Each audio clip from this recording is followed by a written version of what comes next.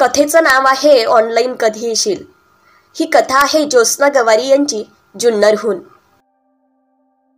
त्यानंतर त्यांची चॅटिंग चालू राहिली। जसा वेळ भेटेल तसे बोलायचे, खूप गप्पा गोष्टी करायचे, इकडचं तिकडचं सांगायचे आणि चॅटिंग केल्याशिवाय दोघांनाही करमत नव्हतं।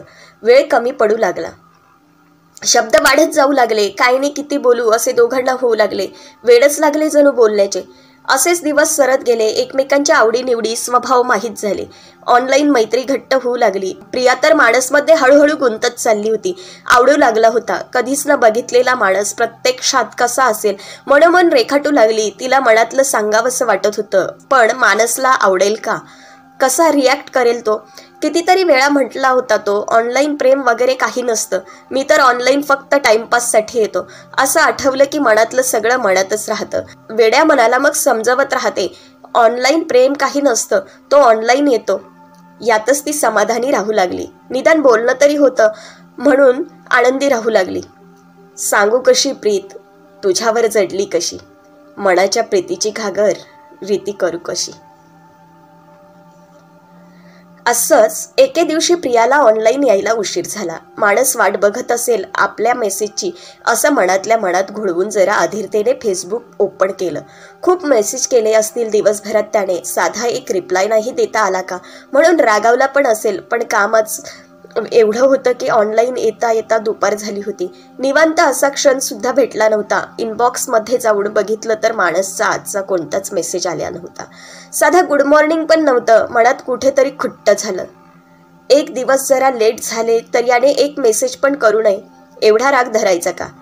तिनेही ठरवलं होतं, तू नाही ना केला मेसेज मग आता मी पण करणार नाही। उगाच मनाला लावून घेत होतो आपण, माणस वाट बघत असेल आपली, पण इथे तर एक मेसेज केला नाही, गेला उडत। असं बोलून ती फेसबुकवर इतर गोष्टीत वेळ घालवू लागली। मन मात्र लागेना, त्याचाच विचार करत होतं। का नसेल ऑनलाईन? काय झालं असेल? नेट बॅलन्स संपला असेल का? काल लवकरच गुड नाईट करून गेले म्हणून रागावला तर नसेल ना? असे कितीतरी का या प्रश्नांनी डोकं उठवलं होतं। एवढ्या वेळात तिने मानसचं प्रोफाईल 10 वेळा चेक केलं होतं। ऑनलाईन असेल कदाचित, पण एकदाही ग्रीन डॉट दिसला नाही। काहीशा नाराजीनेच फेसबुक लॉग आउट केलं। रात्री फेसबुक ओपन केलं तरीही मेसेज नव्हता। प्रिया, हाय मानस, ऑनलाईन कधी येशील? मेसेज तर सेंड केला, पण त्या 2 टिक काही झाल्या नाही। आता तर पावसाळा सुरू झाला, कॉलेज पण चालू झालं होतं, नवीन मित्रमैत्रिणी भेटले, लेक्चर सुरू झाले। सगळं कसं नवीन नवीन वाटत होतं, ताजंतवानं। पण जेव्हा कधी फेसबुक ओपन करते तेव्हा हटकून मानसचं प्रोफाईल चेक करतेच। कदाचित आज ऑनलाईन आला असेल, आपले मेसेज बघितले असेल, रिप्लाय केला असेल। या आशेने प्रिया रोज फेसबुकवर येत होती। रोज एकच मेसेज करत होती, ऑनलाईन कधी येशील? पावसाळा सुरू झाला होता, उकाड्याने अगदीच हैराण करून टाकले होते। 2 दिवसाच्या पावसाने थोडा का होईना हवेत गारवा आला होता। प्रियाची चिडचिड वाढली होती। तिचा मूड पाहून आईने विचारायचा प्रयत्न केला होता, पण तिने काही थांगपत्ता लागू दिला नाही। कॉलेज रुटीन सुरू झालं की होईल सगळं ठीक असं समजून आईने जास्त विचारायचं सोडून दिलं। प्रियाने विचार केला, आता कॉलेजला गेल्यावर अभ्यासात बिझी झाल्यावर माणसची आठवण येणार नाही। हॅलो निशा, मी पोहोचले कॉलेजला, कुठेस तू? प्रियाने निशाला कॉल केला।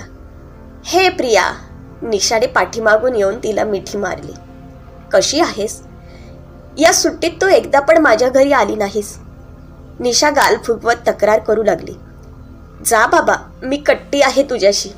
सॉरी, पण आता रोज भेटणार आहोत ना आपण, नंतर तूच मला कंटाळशील, असं म्हणून प्रिया खो खो हसू लागली। निशा पण नॉर्मल होत हसण्यात सामील झाली। क्लासरूममध्ये जाता जाता त्यांच्या गप्पा रंगू लागल्या। क्लासमध्ये येताच दोघी पण अवाक झाल्या। पूर्ण रूम विद्यार्थ्यांनी भरून गेलेली। पहिल्या दिवशी जास्त विद्यार्थी येणार नाहीत असं वाटलं होतं की चुकून दुसऱ्या क्लासमध्ये तर नाही ना आलो आपण याची खात्री करून घेऊ लागल्या। काही चेहरे ओळखीचे दिसले आणि खात्री पटली की बरोबर क्लासरूम आहे। लेट झाल्यामुळे दोघींना शेवटच्या बेंचवर बसावं लागलं। प्रिया, आज काय लेक्चर होणार नाही असं वाटतंय का? असं का वाटतंय तुला? प्रियाने निशाकडे बघत विचारलं। बघ ना, क्लासमध्ये किती गोंधळ घातला आहे, गर्दी करून ठेवली नुसती। निशा, प्रियाने काहीच रिप्लाय दिला नाही, शांत बसून राहिली। प्रियाने इकडे तिकडे नजर टाकली. जे ते आपापल्या सोबत असलेल्या फ्रेंड्स बरोबर गप्पा मारत बसलेले.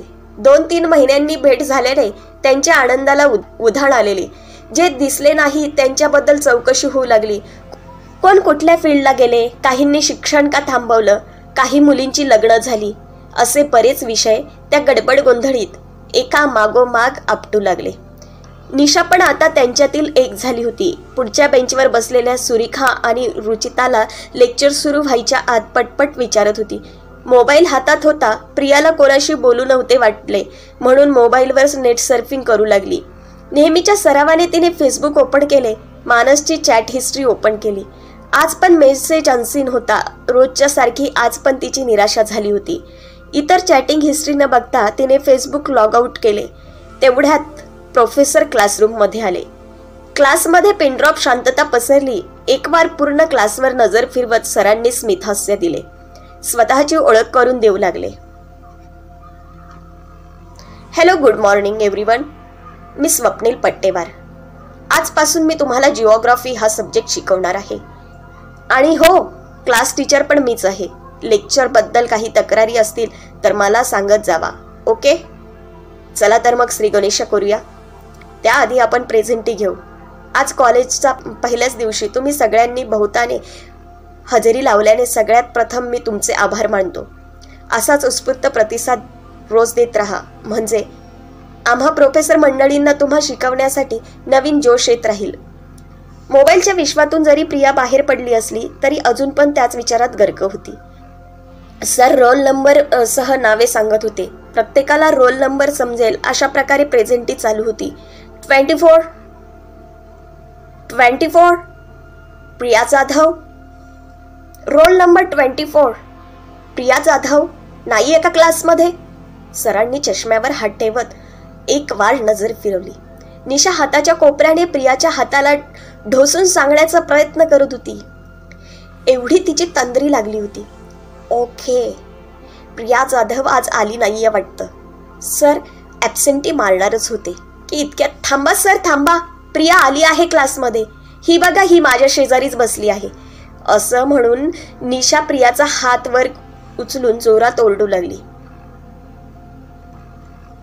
निशाच्या अशा वागण्याने सरांसह पूर्ण क्लास कळकळून हसू लागला. कार्तिकची तार मात्र प्रिया जाधव नावाभोवती घुटमळू लागली. तीच असेल का ही प्रिया जाधव? छे, हीच असेल कशावरून? हिला तर मी 11वी पासून ओळखतो. एकाच क्लास डिव्हिजनला तर आहोत. फक्त एवढंच की कधी समोरासमोर बोलणे नाही झाले. सरांनी फर्स्ट लेसन शिकवायला घेतल्याने डोक्यातले विचार झटकले. इकडे प्रियाने पण तसेच केले. 4 लेक्चर संपल्यावर शॉर्ट ब्रेक झाला. क्लासरूमच्या बाहेर पडताना प्रिया आणि निशाच्या मागे थोडे अंतर ठेवून कार्तिक चालू लागला. त्यांचं बोलणं ऐकू येईल अशा बेताने चालत होता. किती चेहरा पाडून घेतला आहेस? आरशात बघितला आहेस का सकाळी येताना? काळवंडून गेलीस पूर्ण. कशाला त्यात एवढं स्वतःला वाहून घेतलंस? तुला सांगत होते ना फेसबुकवर अनोळखी लोकांशी बोलायचं नाही म्हणून. आणि कशावरून ती रिअल आयडी असेल? उगाच त्यात गुरफटून जाऊ नको, निशा तळमळीने बोलत गेली. हो अगं निशा, पण त्याने का न सांगता बंद करावं बोलणं? मी म्हटलं होतं का त्याला माझ्याशी बोल म्हणून? मी फक्त फ्रेंड म्हणून बोलत होते. असतील काही त्याचे पर्सनल प्रॉब्लेम्स. त्याला नसेल आवडत सोशल मीडियावर ॲक्टिव्ह राहायला. ज्याची त्याची मर्जी, येईल त्याला वेळ मिळेल तेव्हा, निशा समजावणीच्या सुरात बोलली. तुला फक्त त्याचे रिझल्ट्स दिसतात. माझ्याबद्दल काही वाटत नाहीये का? मी त्याच्यात गुंतले असं नाही, पण त्याच्या रोजच्या बोलण्याने सवय झाली होती. त्याने असं न सांगता जायला नको होतं, एवढंच माझं म्हणणं आहे. प्रिया हिरमुसली. कॅन्टीनच्या दिशेने काही वेळ शांत चालू लागल्या. मनातल्या भावनांच्या गर्दीला मोकळी वाट मिळतच नव्हती. त्यांच्या मागावर असलेला कार्तिक सगळं ऐकत होता. ऐकून त्याचं पण डोकं भणभणलं होतं. कॅन्टीनमध्ये जाताच 2 साईडच्या 2 कोपऱ्यातले टेबल जवळच्या खुर्चीवर जाऊन बसले. चहाची ऑर्डर सोडली गेली. डोक्यात विचारांचं वावटळ उठलं होतं. एकीकडे कार्तिक विचारात पडला होता. असं कसं होऊ शकतं? न पाहिलेल्या अनोळखी माणसाची एवढी सवय लागू शकते का? नुसतं बोलण्याने माणसाचे मन एवढं गुंतले जाते का? असं होईल याची कल्पना केली नव्हती मी. दुसरीकडे प्रिया विचारात पडलेली. असं कसं झालं? कशी काय सवय लागली? कशी कोणाच्या बोलण्याला भुलले नव्हते? आणि याच्या बोलण्यात अशी काय जादू होती की मला भुरळ पडली. मीच जास्त बोलायला नको हवं होतं. तेवढ्यात टेबलवर चहा आणला आणि तेवढ्यापुरते चालू असलेले विचारांचं थैमान थांबलं गेलं. धन्यवाद मित्रांनो. आवडली का स्टोरी? आवडली असल्यास चॅनल नक्की लाईक करा, शेअर करा, सबस्क्राईब करा आणि मानसच्या आयुष्यामध्ये काय घडतंय हे ऐकायला विसरू नका.